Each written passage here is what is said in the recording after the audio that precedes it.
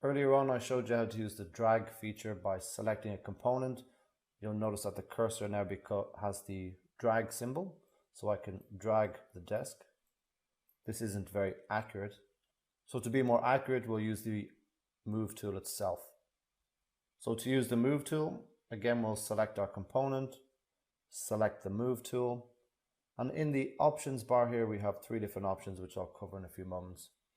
But to get us started, we will just click for our start point, move the cursor in the direction we want to go. We can also specify an angle, and we can physically type in a distance as well and click to place. If I wanted to be more accurate in where I place that component, again, I'll have it selected, select the Move tool, and from my start point, if I snap to the corner of that desk, I can move the desk now more accurately, again looking for another snap point on the edge of the other desk. So when moving, again, we have the couple of options here. First is constrain. If you're familiar with AutoCAD, it's simply ortho mode. So when I move the desk, I will only be able to move it in 0 degrees, 90, 180, or 270. So I'm constrained to those angles. So next with the Move tool was the disjoin. So what this means is, for an example, if I attach and join a wall to the current wall here, so we see that they're joined together. If I was to select it and try to move that, I'll just expand it, or I move it up in position, but again, it's still joined to the original wall. So if I wanted to move my new wall by itself, I would select the disjoin. So I'll select disjoin, click and move, and they're now separate. Lastly, it's not highlighted at the moment, but the last one is multiple. In some occasions, when you move something, it's done once. If you wanted to move something multiple times, you'd select that, and then you're able to move that object multiple times. So next is the copy tool. So again, I'll select my desk. This here is the copy tool. Select it. And here again, I've got my 3 options. Constrain, disjoin is not highlighted, but multiple is.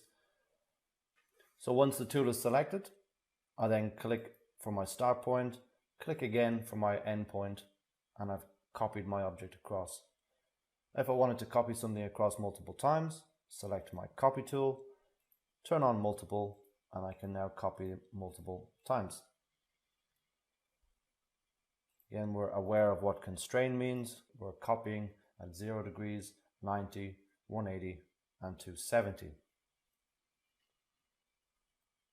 Again, if we wanted to copy something with more accuracy, select our copy tool, select a base point, and select our finish point.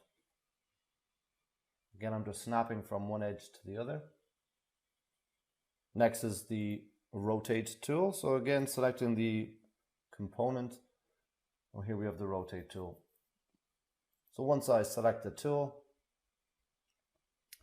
my point of rotation automatically will go to the center point of the component. So I'm first going to show you how we can use this one, and then I'll show you how we can place it where we want it to be. So this start ray of rotation will appear, which is this line here. So that's where we would click to start our ray of rotation. So with one click, I'll place it. I can then move my cursor to place the end ray of rotation. This is where I'll specify the angle to rotate. Again, we can just follow the input on the screen, or we can manually type it in and clicking to finish. I'm just going to undo. So again, selecting the desk using the rotate tool. So if we didn't want the ray of rotation to start in the center point, we can move that point. We have a couple of different ways we can do it. In the options bar, we can go and click on place. We can also come down to the grip, click and drag it to a new location. We can also click on spacebar and then specify the new point. Once we place our point, it's then again the same case of specifying the start point, pulling the cursor around and clicking again to specify the rotation. Okay, so I'm going to just pan down to the lower half to get some more space. And I'm going to draw in some walls.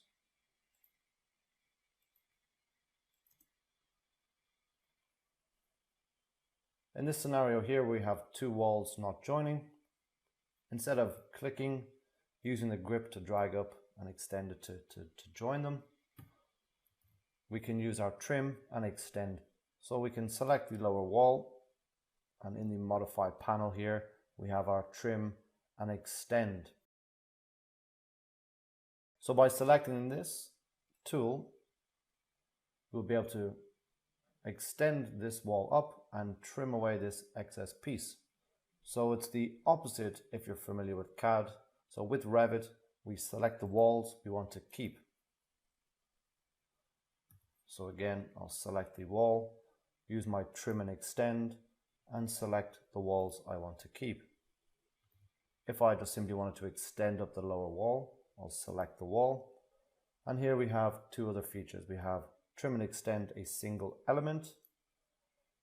So I'll select the wall that I want my lower wall to extend to, and then the wall that I want to extend.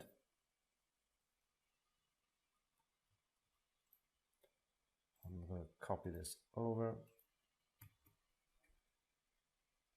So I'll select the trim and extend multiple elements. I'll then select the wall I want my lower walls to extend to, and then the walls that I want to extend. And then if I wanted to trim away that excess piece, use my trim and extend like so.